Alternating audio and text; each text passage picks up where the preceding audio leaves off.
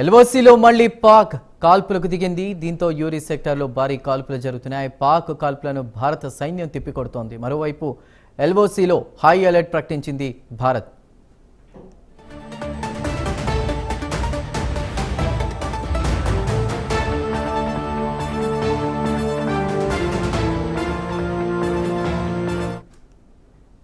ఎల్ఓసీలో మళ్లీ పాక్ కాల్పులకు దిగింది. యూరి సెక్టార్లో భారీ కాల్పులు జరుగుతున్నాయి. పాక్ కాల్పులను భారత సైన్యం తిప్పికొడుతోంది. ఇక ఎల్ఓసీలో హై అలర్ట్ ప్రకటించింది భారత్ ప్రభుత్వం. దీనిపై పూర్తి వివరాల్ని మా ప్రతినిధి తిరుపతి అందిస్తారు. తిరుపతి,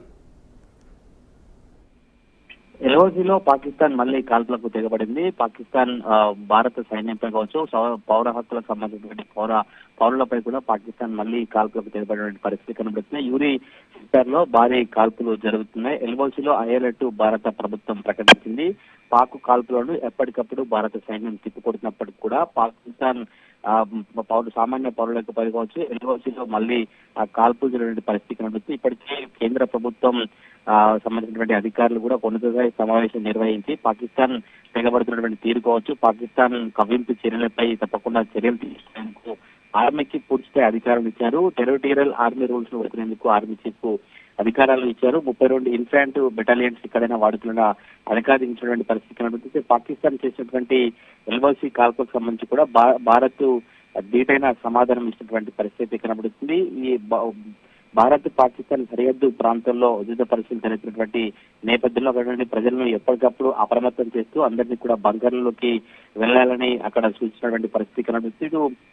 మొత్తం కూడా త్రివిధ దళాలకు సంబంధించినటువంటి సమావేశం నిర్వహిస్తూ ఎప్పటికప్పుడు తాజా పరిణామాలు, సరిహద్దు పరిస్థితులపై చర్చలు కొనసాగించు సరిహద్దు పరిణామాలు, సరిహద్దు ఏరియాలో తీసుకోవాల్సినటువంటి చర్యలపై కూడా తీసుకోవాల్సినటువంటి జాగ్రత్తలపై ఎప్పటికప్పుడు భారత సైన్యానికి సంబంధించినటువంటి వారికి ఉన్నతాధికారులు సూచించినటువంటి పరిస్థితి కనబడుతుంది. తప్పకుండా ఆపరేషన్ సింధూర్ తో పాకిస్తాన్ ను మట్టు పెడతామని భారత సైన్యం చెప్తున్నట్టు తెలిసింది. ఎల్ఓసీలో కాల్పులు జరుగుతున్న నేపథ్యంలోనే పాకిస్తాన్ కు ధీటైన సమాధానాన్ని భారత్ చెప్తున్నటువంటి పరిస్థితి కనబడుతుంది. భారత్ సంబంధించినటువంటి సైన్యానికి అండగా ఉండేందుకు భారత దేశమంతా కావచ్చు, రాష్ట్రాల వ్యాప్తంగా కూడా అనేక మంది పౌరులు పూజా కార్యక్రమాలు చేసుకోవచ్చు.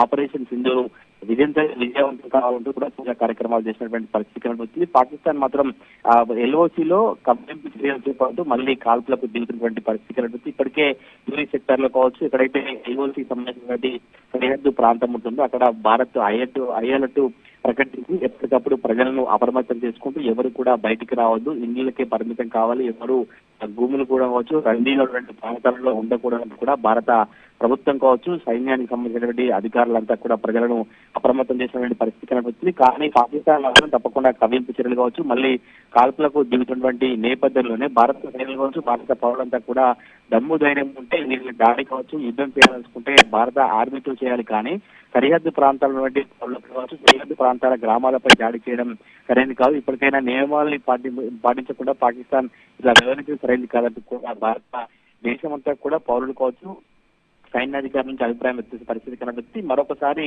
ఎల్ఓసీలో మాత్రం పాకిస్తాన్ కాల్పులకు తెగబడతా ఉంది. Sindhu, right, thank you.